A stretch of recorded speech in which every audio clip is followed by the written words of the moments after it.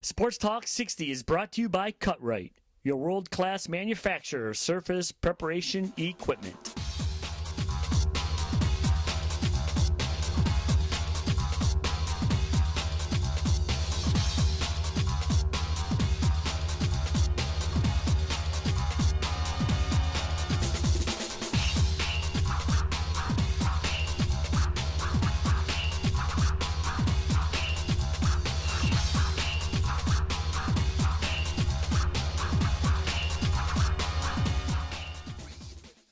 Hey, welcome to Sports Talk 60. Right now we're on CN 900 on Comcast. Monday, Tuesdays, Thursdays, and Fridays you can check out Kevin and myself here on Sports Talk 60. On today's show, baseball's around the corner, so we're going to talk a little bit of spring training with Denny McLain, who was out at Gibralter Trade Center this past weekend doing a memorabilia signing.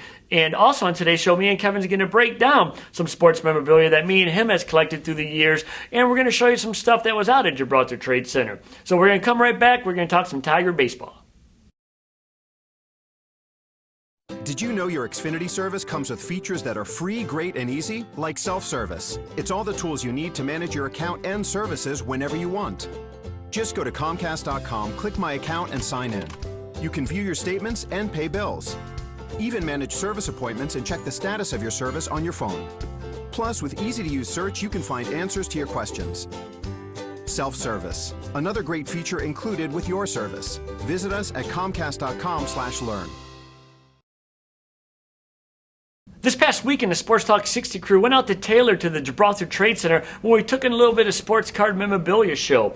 We got to speak with Denny McLain, who's out there signing things for the fans, and he touched on spring training. He talked about some of the Tigers' trades this past winter, and he was talking about the Military All-Stars, which is a traveling baseball team that plays roughly 120 games a year, but this year they're going to play about 30 games in the Detroit area, and maybe one location will be Michigan and Trumbull at the site of the old Tiger Stadium.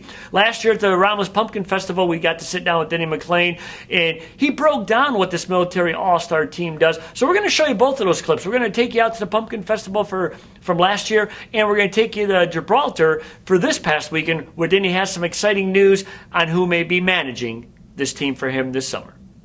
Now, Denny, even though you're not still with the big league team, you are doing things with baseball. What are you doing now? We sure are. We are right now. We're doing we're going to have a cooperation agreement with MLB, but I'll get to that in a second. What we do now is we were asked earlier this year, about 7 months ago, to market and manage. And a lot of you aren't even going to know what I'm talking about. There's a baseball team in the United States of America that is called the U.S. Military All-Stars. They are 25 men who play on a military baseball team, and they're all active duty. Every one of them are active duty. They all have been deployed to Iraq or Afghanistan and other places that a lot of us don't want to go to.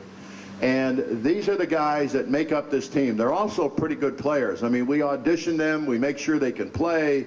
You know, we do all of the things that any organization would do. We play starting this year. Now, the team's been in existence for 24 years.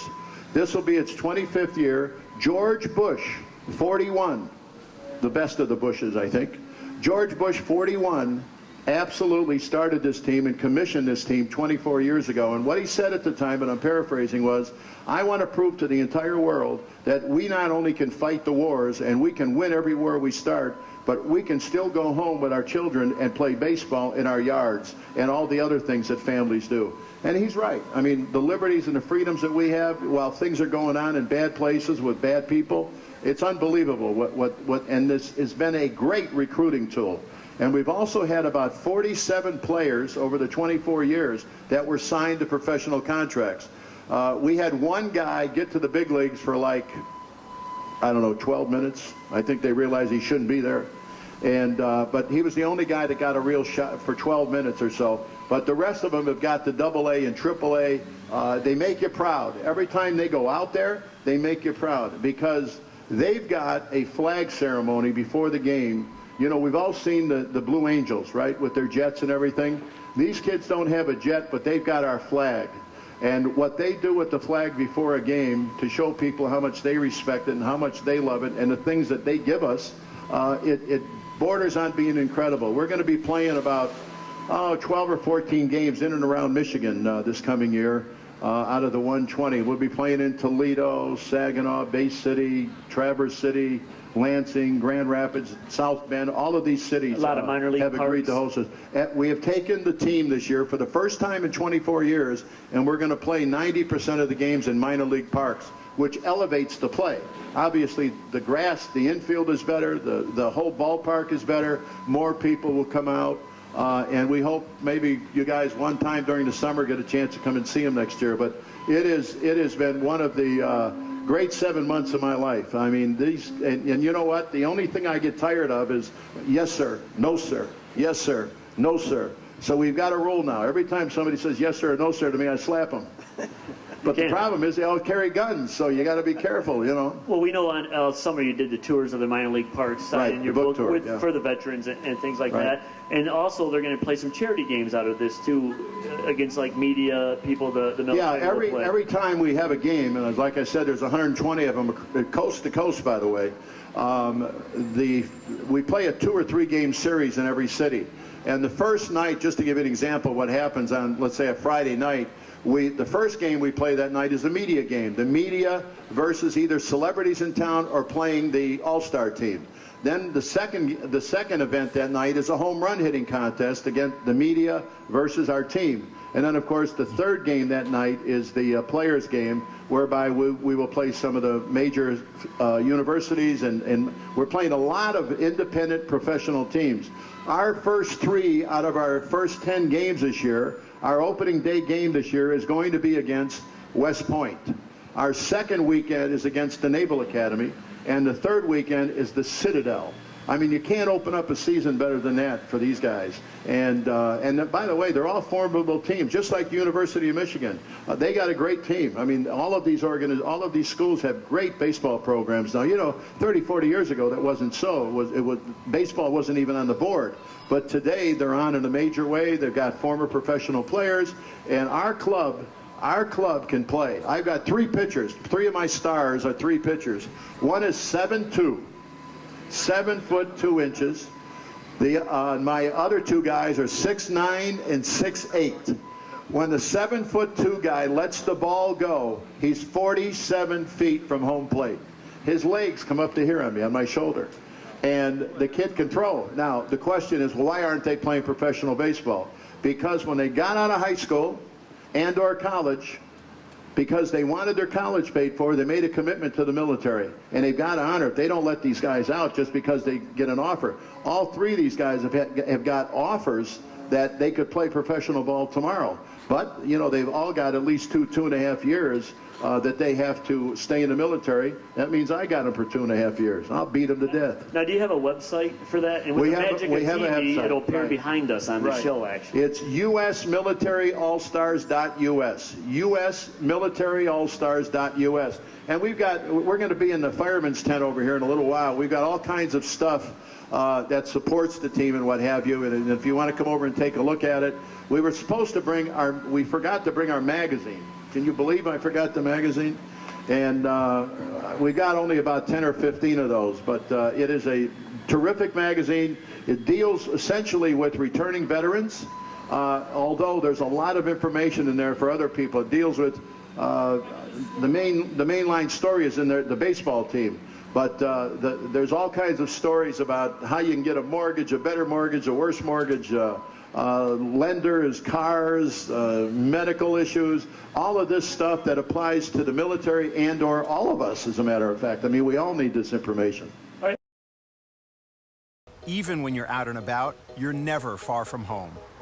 The new Xfinity Home Control lets you shut off your lights, adjust your thermostat, and even make sure the repairman got in, all while you're on the go. Simplify your life with the total home control solution. And you can save up to 10% on your annual energy costs. Add Xfinity Home Control for as low as $9.95 a month with no term contract to sign. And we'll get you started today with an easy-to-use equipment pack starting at just $99.95. Call 1-800-XFINITY today. Located in Romulus, Michigan, Cut Right Manufacturing is a world-class producer of innovative, American-made products focusing on the concrete grinding and polishing industry. With well over 6 decades of experience, The company offers a complete line of concrete grinders and polishers, floor edging machines, vacuums, and tooling support. No matter how you cut it, Cut Right is a place to go for all your surface preparation, abrasives, and tooling needs. Well, another busy Saturday here for Denny McLain, signing in Gibraltar Trade Center. Seems like almost every weekend you're doing something like this. Well, we went back to work late wintertime, early wintertime, actually, December, and other responsibilities we had in the late fall and my wife has been ill. It kind of upset life's schedule for a while, but we're trying to get her healthy and get her back on her feet, and it's a day-to-day thing, and we just got to work hard at it. That's all. Now, we got to talk to you this fall at the festival out in Romulus, and you're talking about the military baseball team, and you actually have some more information on that, like some locations and the manager. We do indeed. First of all, we're going to play 120 games this year across the country. It's the U.S. Military All-Stars. We're going to play 120 games this year approximately across the country, coast to coast. And they're all active duty soldiers. They're special ops, they're rangers, every branch of the military is represented. And again, they're all active military. They've been to all the ugliest places in the world. But we got a big announcement to make now that we will also have other major leaguers who will be associated with the team as coaches, pitching coaches, line coaches, and what have you. And it's going to be quite a year. It'll be the biggest year the team's ever had. Team is 25 years old, started by George Bush 41 25 years ago. And hopefully the president, the ex-president, will be there, we hope to throw out the first pitch in 2014. So we're very excited about it. This is going to be a great year. And one of the locations, obviously, the old corner at Michigan and Trumbull? We have in our schedule, we have got Michigan and Trumbull written down. The date's a little ambiguous right now, but it will be in July this year. And as the closer we get, the better we'll have the schedule down too. So we'll probably be making that announcement sometime in April. We go to spring training in April when the big clubs leave and they start their season. That frees up a lot of ballparks for us to play in, and then we come out of there late April. And you mentioned spring training, the buzz around here. Obviously, the Tigers will be starting the 2014 season. Take us back as a player. What was spring training like to you? When did that start to, sink into you, and when did you start getting ready? Well, spring training, the first week or so was always great. All that enthusiasm came back. You had all the expectation of the next year. And, life was wonderful. I mean, all you had to do was wake up at 8 o'clock every morning, go to the ballpark, and play golf the rest of the day. I suppose it's a little bit different today. These guys have taken these workouts to a new extreme. I think they do too much of that, to be honest with you. But listen, there's no better time of the year than spring training. It's like I've always said, too. There's no better time for a young man or young lady when they're in the 4 years of high school. That's what I've always compared spring training to, high school, because you have so much fun down there, and you don't really have any responsibility or pressure if you're already on the big club. So it's just a grand time, a real grand time. Actually, I think you're not too far off on that, because I've noticed Verlander pitches 2 innings, and he's in the locker room, and by the 4th inning, he's in his golf shorts heading to his car. He's already in the golf cart. That's right. I mean, that's what spring training is all about. You're supposed to do that, because once the bell rings, it's bell time, and you better be ready. Now, how about the off-season moves? Obviously we lost Doug Fister, how that staff picking up Joe Nathan maybe as the closer role. Can you maybe elaborate on those two? They needed a closer anyway. They knew they were going to do that. But to get rid of Fielder and Fister, 2 of your better players, as we all know, there were domestic issues involved with at least Fielder. Why they did it with Fister, I'll never understand. Fielder, we do. But, the Fister thing, he was probably the best pitcher, and I'm talking about pure pitcher. Verlander certainly has the best stuff on the club, followed closely by the guy who won the Cy Young last year. But to get rid of Fister, who mechanically did everything well, he just pitched in bad luck. He never got any runs. Had he got as many runs as Scherzer did, he may have won 30. I mean, that's how good Fister is a pitcher. But I really thought getting rid of Fielder, one of your main cement walls in that lineup, was as dumb as it gets. And I don't mean to criticize the ball club, but you don't get rid of the guy who drives in 100 and some runs. Yes, he was unhappy, no question about it. The Garcia thing also, which was a part of this, he had to go. But the bottom line simply is just because you have a few issues on your problem, you can't handle those. You guys are big leaguers. These are the major leagues. leagues, you're supposed to be able to handle these domestic issues. And unfortunately, I thought they did a horrible job by getting rid of 2 real players. Garcia was your best prospect in the major leagues at that point in time, and he will be a superstar.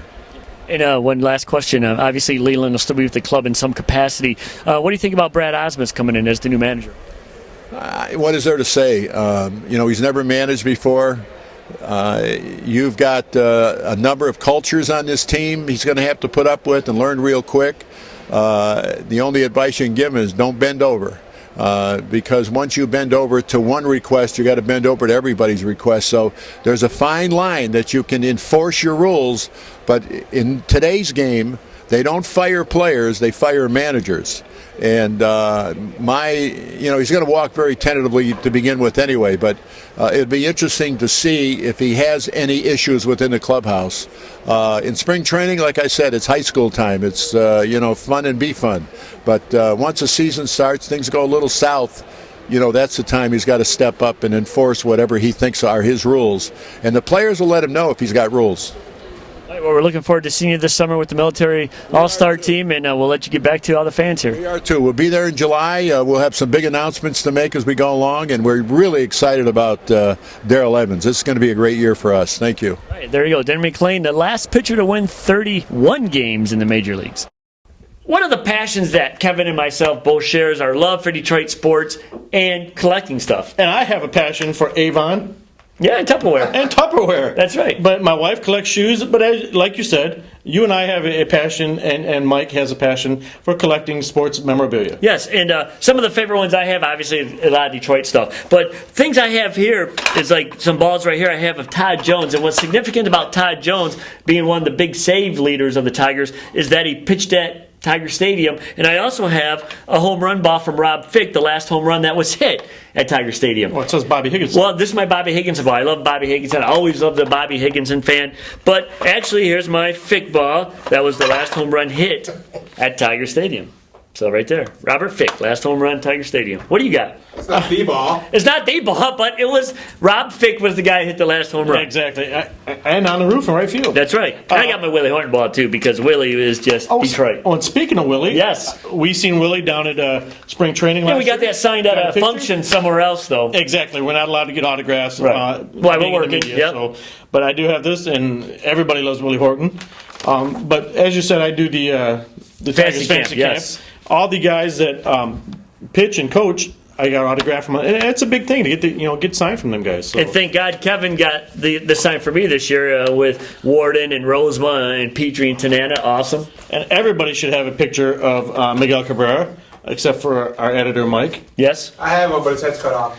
And one of my other favorite ones, a Pudge Rodriguez bat, of course, with a bunch of signatures on it too. But this is just some of the stuff that I have. I have an L. Kalen ball, a Sparky ball, Ernie Harwell signed ball. So some of that's fun stuff. And me and Kevin both possess a Roy Halladay ball. Mike, you got one of these. Yes. There's somebody on the set right now that don't have a Roy Halladay ball, but we'll get him one. But I'm going to show Mike this. We do buy the grab bags. Yes. And I actually bought a ball that wasn't signed, but it was certified, authenticated, a pitch thrown into the dirt by Justin Verlander. Wow. And I got it signed by Justin Verlander. So there you go. It doesn't mean anything to anybody else. Hey, we're not going to go out and sell them Right. on the internet. But to me, pass this on to our children and things like to that. me and to my daughter and my wife, Yeah. this is the ultimate thing for a Detroit fan right now. Especially guys like me growing up in the 80s. I mean, when I get Petrie and Rosema and Jack Morris and things like that, that's just amazing to me. Right, and like you said, Ernie Harwell. Oh, man, Ernie. I Should have asked Dennis about an Ernie story. there's always time. Yes. And I have 2 balls, like you said, in my whole collection that are not signed by Tigers, besides Roy Halladay. And this is probably Pete Rose. one of my favorite players of all time, the man who got screwed out of the Hall of Fame, Pete Rose. And that'll be a whole... I bet you he'll be in there one day. It'll be the day after he dies. Yeah, and I have one that you like, Johnny Benchball. I know you're a catcher. That is my next ball. You are a catcher in hardball and stuff like that, and Johnny Bench. So that's, just touches. I got him a Lance Parrish ball once. He did. It's dirty. I like it. Yep. Dirty balls. So there you go. Some of the passions we have, we just always share it with you. And you can come down to the Sports Talk 60 studio. A lot of the stuff is in the studio in our offices and stuff, but a lot of stuff we keep at home. So don't come by. Yeah. We don't even let Mike in the room where Halladay You got to keep an eye on him. You snatch that ball. So go out and get you some signed stuff, some of the players. Enjoy them. Don't sell them. Makes it bad for everybody.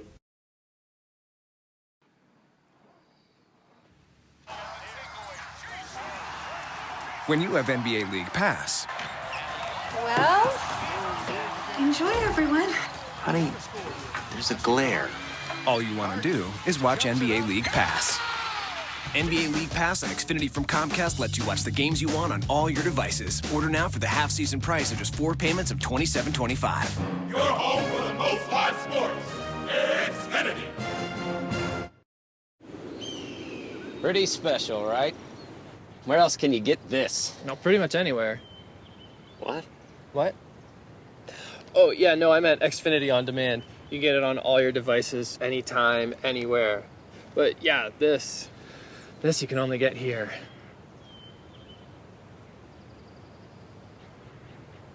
Dude, where's your horse? Who cares?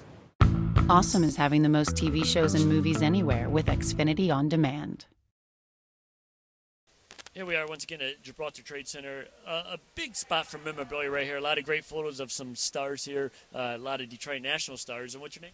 Sean Brown. And how long have you been doing this? 20-some years at least.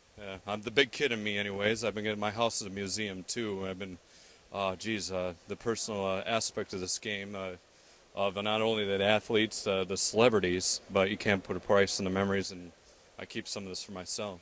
So. Now, what's your favorite piece in your own personal collection? Elvis Presley signed a coat as a souvenir. A lady got it. It was actually part of her entourage. She worked for him, and it was signed on the back. And it's at my home, and it's an heirloom. I don't want to say where I live, anyways. Now, how do you get all this stuff normally? Do you purchase the stuff yourself? Do you have people that go out and get it for you, or a lot of times do you get it personally? I know, like, Denny McLain's here today, yes. So you can get Denny to sign some stuff personally. But how do you come across with all the stuff that, I mean, you have so many celebrities and sports stuff? Yes, it's a combination of things. Sit-down signings, on the run. I'm actually a college baseball coach at Mott College at Flint, Michigan. It's junior college, so I have an in with some of the athletes up there, even down in Lakeland, Florida.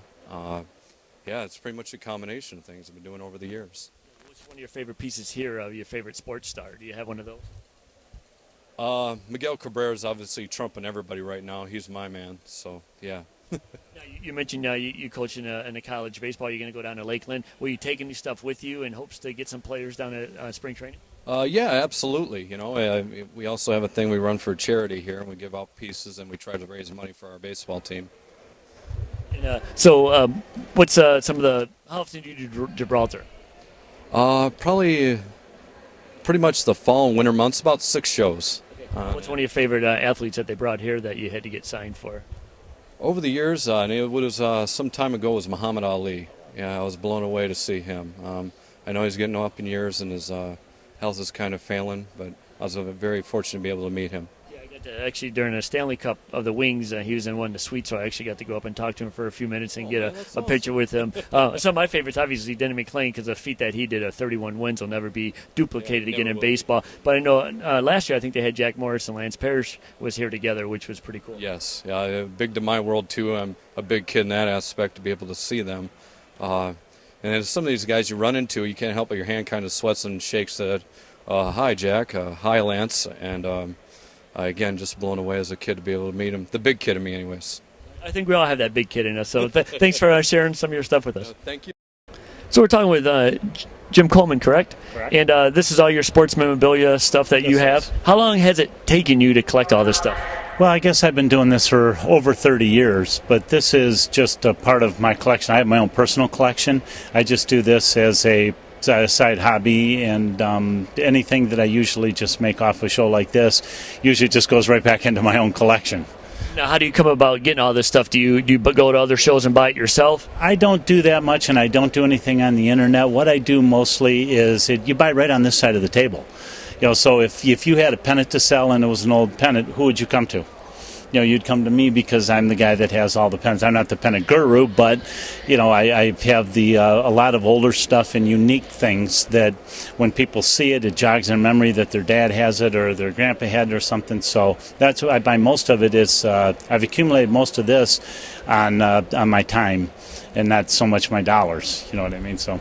Now, on a weekend like Gibraltar, they have a lot of ex-athletes come out and sign things. Denny McLain's out here this week. Did you get anything signed by him to add to your collection? Or I know you probably already have some stuff. I do have some stuff, and autograph stuff is really tough in the business. I worked in the golf business my whole life, so I was able to pick up a lot of things that I got on my own. There's so much memorabilia, things that are signed that are just are not real. And there's a gentleman down at the other end, James Spence, who is the #1 authenticator in the country, and he's in here this weekend down here. And a gentleman came by that I know very well that picked up a Christy Mathewson autograph, which is into the tens of thousands of dollars if it was good, and it was in a book from 1914 in pencil, and we matched it up against everything and took it down there, and it was a bogus one, and he had paid pretty good money for it. So there's a lot of tough things, but in the authentication business, how do you know exactly? Because a few things that I had autographed when I was in the golf business,